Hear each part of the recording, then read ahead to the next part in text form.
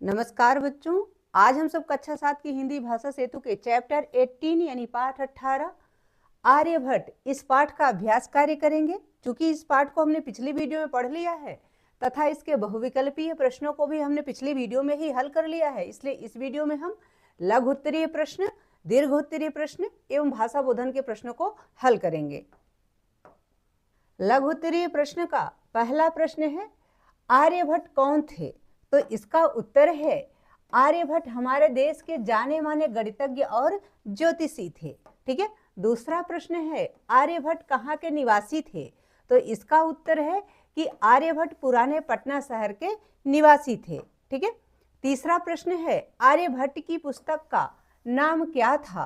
तो उत्तर है, आर्यभट्ट की पुस्तक का नाम आर्यभट्टीय था। आर्यभट्ट की पुस्तक का नाम क्या था? आर्यभट्टीय। ठीक है। अगला प्रश्न देखते हैं। चौथा प्रश्न है, क्या आर्यभट्ट राहु केतु जैसे राक्षसों पर विश्वास करते थे? तो उत्तर है नहीं, आर्यभट्ट राहु केतु जैसे राक्षसों पर विश्वास नहीं करते थे। ठीक है। आगे है दीर्घ उत्तरीय प्रश्न। दीर्घ उत्तरीय प्रश्न का पहला प्रश्न है, पाठ के आधार पर आर्यभट्ट के जीवन का संक्षिप्त परिचय दीजिए। यानी जो पाठ आपने पढ़ा उसी के आधार पर आर्यभट्ट के बारे में संक्षिप्त परिचय दीजिए। इसका उत्तर है, आर्यभट्ट हमारे देश के महान गणितज्ञ एवं ज्योतिषी थे। आर्यभट्ट का जन्म 476 ईस्वी में बिहार के कुसुमपुरा यानी आज के पटना शहर में हुआ था। आर्यभट्ट ने 13 वर्ष की आयु में ही अपना प्रसिद्ध ग्रंथ आर्यभट्टीय लिखा था। इनका यह ग्रंथ संस्कृत भाषा में लिखा गया है। इनकी पुस्तक आर्यभट्टीय में कुल 121 श्लोक हैं तथा पुस्तक को 4 भागों में बांटा गया है, गीतिकापाद, गणितपाद, कालक्रियापाद एवं गोलपाद। इन्होंने अक्षरांक पद्धति का आविष्कार किया। आर्यभट्ट ने ही त्रिकोणमिति में ज्या या भुज्या पद्धति का आविष्कार किया। ठीक है। आर्यभट्ट ने ही सबसे पहले यह बताया था कि पृथ्वी अपनी धुरी पर परिक्रमा करती है, इसलिए खगोल हमें घूमता दिखाई देता है। आर्यभट्ट ने विज्ञान के अध्ययन की एक स्वस्थ परंपरा को जन्म दिया था। ठीक है।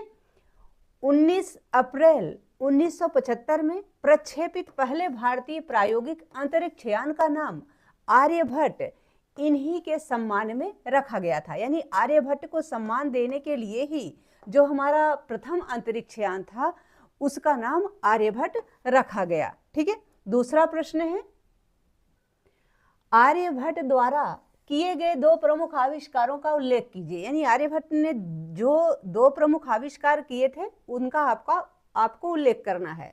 उत्तर है, आर्यभट्ट ने गणित और खगोल विज्ञान में कई अहम खोजें की थी। आर्यभट्ट के 2 प्रमुख आविष्कार निम्न हैं। पहला है शून्य का आविष्कार एवं इसे दशमलव की प्रणाली में शामिल करना। दूसरा है त्रिकोणमिति का आविष्कार। इसमें यानी इस त्रिकोणमिति में गणनाओं के लिए त्रिभुज का क्षेत्रफल बताया गया है। ठीक है। आगे तीसरा प्रश्न है, आर्यभट्टीय पुस्तक के बारे में आप क्या जानते हैं? विवरण दीजिए। यानी आर्यभट्टीय पुस्तक जो आर्यभट्ट के द्वारा लिखी गई है उसके विषय में आप क्या जानते हैं उसके विषय में बताइए। इसका उत्तर है, आर्यभट्टीय पुस्तक आर्यभट्ट द्वारा संस्कृत भाषा में पद्य के रूप में लिखी गई है, यानी कविता के रूप में लिखी गई है। इस पुस्तक में कुल 121 श्लोक हैं। पुस्तक 4 भागों में बांटी गई है, गीतिकापाद, गणितपाद, कालक्रियापाद और गोलपाद। यह पुस्तक खगोल शास्त्र और गणित से जुड़ी है। इसमें पृथ्वी के घूमने, ग्रहों की अवधि तथा सूर्य और चंद्र ग्रहण के बारे में भी बताया गया है। ठीक है। अगला प्रश्न है चौथा, आर्यभट्ट ने खगोल विज्ञान के विषय में क्या जानकारियां प्रतिपादित की? उल्लेख कीजिए। यानी इन्होंने खगोल विज्ञान के बारे में क्या बताया उसको आप यहाँ उल्लेखित कीजिए, लिखिए। उत्तर इस प्रकार से है, आर्यभट्ट ने खगोल विज्ञान के विषय में निम्न जानकारियां प्रतिपादित की या दी। आर्यभट्ट ने ही बताया था कि पृथ्वी अपनी धुरी पर घूमती है। आर्यभट्ट ने ग्रहण के विषय में लिखा है कि पृथ्वी की छाया जब चंद्र पर पड़ती है तो चंद्र ग्रहण होता है और जब चंद्रमा की छाया पृथ्वी पर पड़ती है तो सूर्य ग्रहण होता है। ठीक है। आगे है भाषा बोधन। अब हम भाषा बोधन के प्रश्नों को हल करेंगे। भाषा बोधन का पहला प्रश्न है, गणित में ईय प्रत्यय जोड़कर शब्द बना गणितीय। इसी प्रकार के अन्य 4 शब्द लिखिए। यानी जिस प्रकार से गणित में ईय प्रत्यय लगाया गया तो नया शब्द गणितीय बना, इसी प्रकार से आपको 4 अन्य शब्द बनाने हैं, यानी ईय प्रत्यय जोड़ करके 4 नए शब्द बनाने हैं। जैसे उत्तर है वंदनीय, निंदनीय, भवदीय, राष्ट्रीय। ठीक है, आगे है दूसरा प्रश्न, अ उपसर्ग लगाकर शब्द बना अद्वितीय। यानी द्वितीय में जब अ उपसर्ग लग गया तो वह हो गया अद्वितीय। 4 अन्य शब्द लिखिए। यानी अ उपसर्ग लगा करके आपको 4 और शब्द लिखने हैं। उत्तर इस प्रकार से है, अविश्वसनीय, अप्रकाशित, अवर्णनीय, अप्रत्याशित। ठीक है, अगला प्रश्न देखते हैं। तीसरा प्रश्न आपको बताया गया है कि हिंदी में शब्दों की आवृत्ति से भी नए शब्दों की रचना होती है। यानी जब शब्द दोहराया जाता है तो भी नए शब्द की रचना होती है। यह आवृत्ति कई रूप में हो सकती है। क जैसे मूल शब्द की आवृत्ति, प्रत्येक खंड में अलग अलग रॉकेट होते हैं। जैसे हमें गांव-गांव में शिक्षा का प्रसार करना है। ख है मूल शब्द का विलोम शब्द के साथ योग, जैसे वह दिन रात परिश्रम कर रहा है, तुम्हें अपना भला बुरा सोचना चाहिए। ग है अपने क्षेत्र के अन्य शब्दों के साथ मूल शब्द का योग, जैसे वह सीधा साधा आदमी है, वह खेल कूद में तेज है।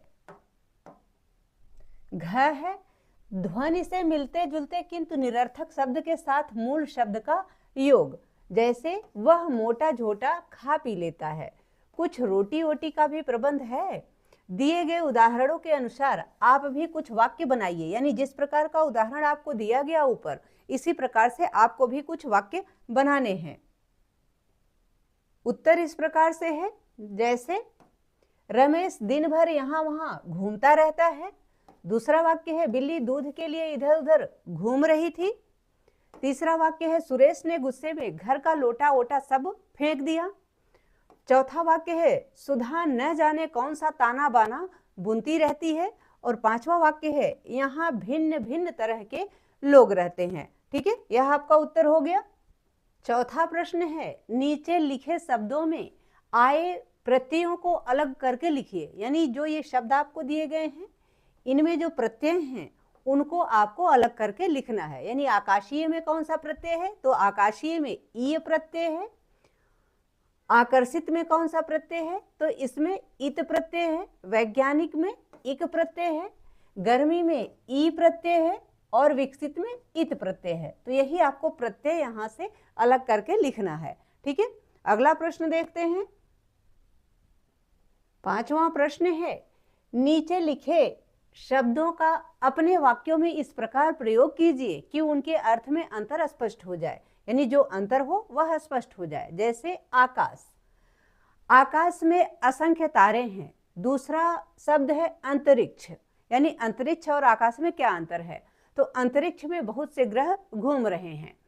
अगला वाक्य है, शब्द है इच्छुक, मैं गांव जाने के लिए इच्छुक हूं। अगला है जिज्ञासा, मेरी जिज्ञासा है कि मैं देश भ्रमण करूं। अगला शब्द है कुशल और सब वाक्य है सचिन एक कुशल खिलाड़ी हैं। अगला शब्द है सकुशल, यानी वह सकुशल घर वापस आ गया। अगला शब्द है प्रयोग, हमें खाने में हरी सब्जियों का प्रयोग करना चाहिए। अगला शब्द है उपयोग और वाक्य है हमें खाने में घी तेल का उपयोग कम करना चाहिए। तो इस प्रकार से आपका इन शब्दों का, जो यहाँ शब्द दिए गए थे, इनका जब आपने वाक्य में प्रयोग किया तो अंतर स्पष्ट हो गया कि कौन से शब्द का क्या मतलब होता है। ठीक है, अगला प्रश्न देखते हैं। 6ठा प्रश्न है, सही कथनों के सामने सही तथा गलत कथनों के सामने गलत का चिन्ह लगाओ। तो जो बात सही है उसके सामने आपको सही का निशान लगाना है, जो गलत है उसके सामने गलत का निशान लगाना है। जैसे क है, आर्यभट्ट ने कहा था कि पृथ्वी सूर्य की परिक्रमा करती है, तो यह बात गलत है। उन्होंने यह नहीं कहा था, बल्कि उन्होंने क्या कहा था कि पृथ्वी अपनी धुरी पर परिक्रमा करती है। ख है, हमारे देश में सदियों तक यह मान्यता रही कि पृथ्वी स्थिर है और समूचा खगोल उसकी परिक्रमा करता है, तो यह बात सही है, यह मान्यता हमारे देश में थी। ग है, जब पृथ्वी की छाया चंद्रमा पर पड़ती है तब चंद्र ग्रहण होता है, तो यह बात सही है कि जब पृथ्वी की छाया चंद्रमा पर पड़ती है तो चंद्र ग्रहण होता है। ठीक है। घ है, आर्यभट्ट के समय में दूरबीन जैसी वस्तु थी? तो नहीं थी, इसलिए यह बात गलत है। आगे है ङ, आजकल स्कूलों में जो रेखा गणित पढ़ाया जाता है वह यूनान के महान गणितज्ञ यूक्लिड की ज्यामिति पर आधारित है। तो यह सही बात है। ठीक है, इसलिए यह कथन सही है। आशा है कि आगे ज्ञान विस्तार है, तो इसको आप स्वयं करें, विद्यार्थी स्वयं करें, और लेखक का परिचय दिया गया है नीचे, तो आप उसको भी जरूर पढ़ें। लेखक के विषय में भी आप जरूर जानें। आशा है कि यह पाठ तथा इसका अभ्यास कार्य आप सबको बहुत अच्छे से समझ में आ गया होगा। यदि पाठ से संबंधित या वीडियो से संबंधित कोई सुझाव हो या आपकी कोई क्वेरी हो, प्लीज कमेंट बॉक्स में अवश्य लिखिएगा। वीडियो पसंद आए तो इसको लाइक करें, शेयर करें। चैनल पर नए हैं तो प्लीज इसे सब्सक्राइब अवश्य करें। बहुत बहुत धन्यवाद।